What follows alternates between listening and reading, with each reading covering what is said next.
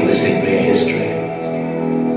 I can remember the faces that blackened my childhood, and they're gone, long gone, dead and good. But my heart's still beating strong here among the ghosts.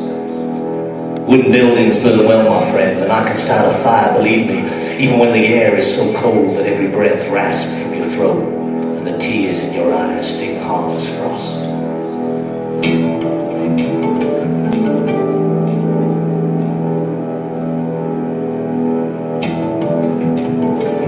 Me and my daddy came up from the south early in 1897 by boat into Skagway, for crossing White Pass and on down the Yukon River into Dawson.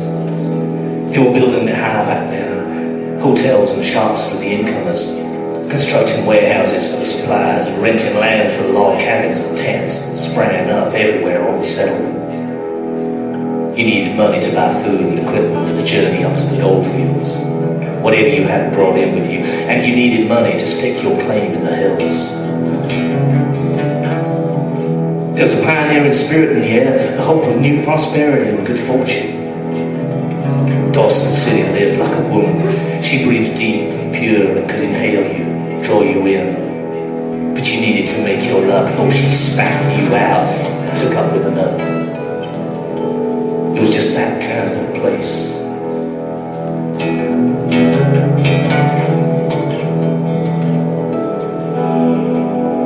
Streets here were never paved with gold, don't ever think that. Most of the year, everywhere was snow, thick and hard, making your legs ache just across the sidewalk. If not snow, when the thaw came, everything turned to mud, heavy and puddled. The dung of the horses spewed across the roads, churned by the wheels of wagons and carts. There was a fire in '97, but that wasn't me, no. Rumour had it, a dance hall girl started that one. The houses were made of wood, heated with stoves and lit by candles and oil lamps, and in truth, water was scarce, especially in the winter. You can't put a fire out with snow and ice, though many people tried. We were out at Triple Creek, and we could see the reddening glow from camp that night and for 2 nights after. And all the while, more prospectors would arrive in town, drawn by news of the finds, of the promise of wealth beyond imagination. And the man would come down rich from the fields, and Dawson rose in all its godless glory. The dance halls, the saloons, the Grand Hotel, the brothels, and the gambling dens. They said you could pay for whatever you wanted in gold dust while they waited on the countertop. They said a man could drink and whore himself to death on the specks of dust swept off the saloon floor. But they said a lot of things back then.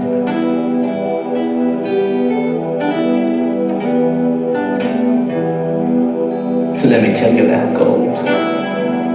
You can find it running in veins, warm clean by the waters and the creeks and streams up in the hills. Some ore lies in the riverbeds, some in the rocks above. They call it bench gold. And well, I said I could start a fire, because I'd studied so many before, high up on the tributaries of the Yukon, Bonanza Creek, Dominion Creek, anywhere the prospectors worked. You lit the fires to melt the permafrost, to soften the ground so the debris and gravel could be cleared and you could dig. So you could dig. So you could dig.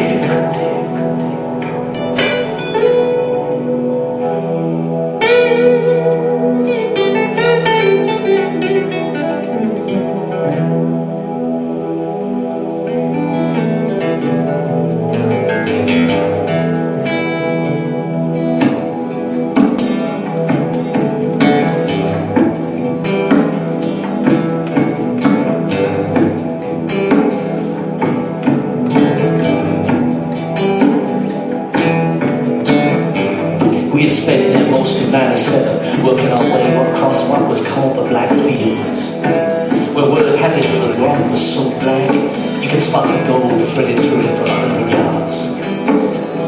My daddy heard news of deposits being found near Head Falls and Whitebone Creek, so we headed back to the mountains. It was early '98. I remember the old year sliding away and my daddy toasting the new, what would be our lucky year, so he said. Took us 3 days to reach the fields, and we found we weren't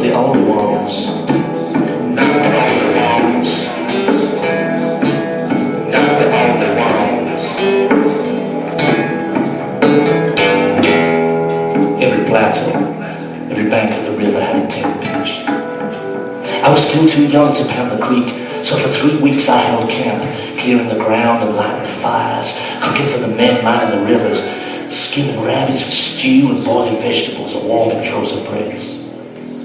And my daddy mined the frozen creeks, slipping and sliding amongst the tumbling boulders and icy pools, working from dawn till nightfall till his hands were blistered, fingers black with frostbite from turning boulders in the freezing waters, sweating his guts, digging with his bare hands on the rotten wooden haft of a pick or a shovel. And all for nothing as it would turn out. He never said so much to me, but I think the light was down inside. He staked his claim up on heaven, trusting on that one throw of the dice, that one find that would change our lives. But we found nothing more than what would just pay for another week of meager rations and bandages for his bleeding hands.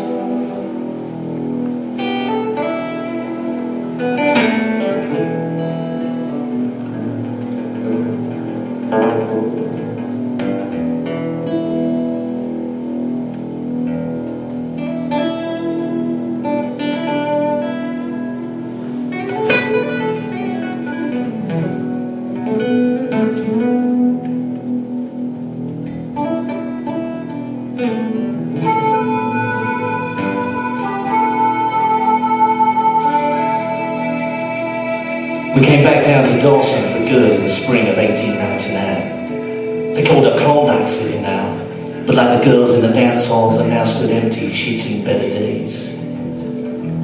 Front Street echoed to the sounds of the passing years, and the buildings on York lay deserted and abandoned. Wages for casual labour were so low, a day's work barely made enough to eat. And the gold rush was over. A new century dawned, but so many thousands had lost, not made their fortunes. You either died trying, or you gave up and sailed away. My father was a broken man. He left what spirit he had up on the black fields, and that was where he left his soul. And all for nothing. Nothing. Just to die one frozen night in the April snow, lying cold on a shit-filled back street, knifed down in front of me by 4 of them for a handful of silver and his claim of precisely nothing. Not worth the paper it was written on. Not worth the blood and the snow. Not worth the blood and the snow. Not worth his blood and the snow.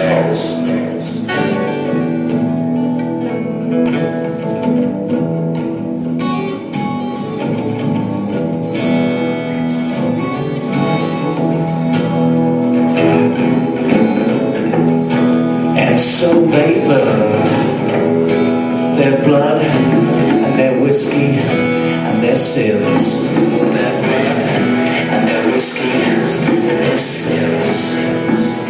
If my daddy had told me one thing, it was how to start a fire. And through my tears, the Grand Hotel burned like a torch in the dark and collapsed in upon itself and took them to their hell.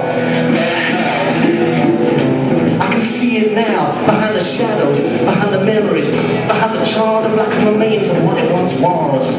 What the whole town had been, before the fires and the epidemics killed her, and left these ghosts just singing on the north wind. Just singing on the north wind. Singing on the north wind.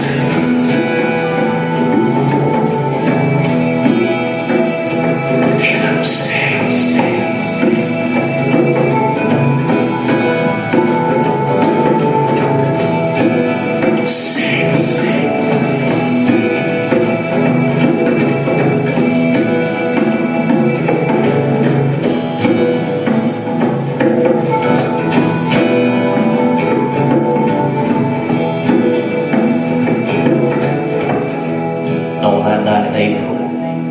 Whatever was left in me as a child became a man, just like my daddy.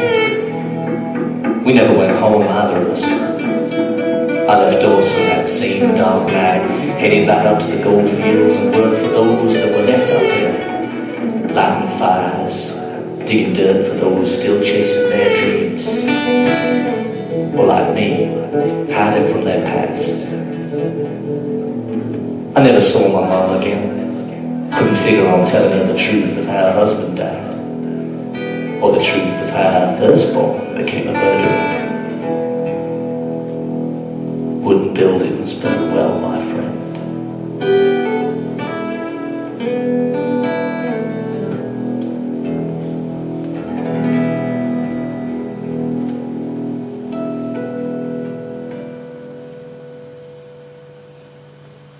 Thank you.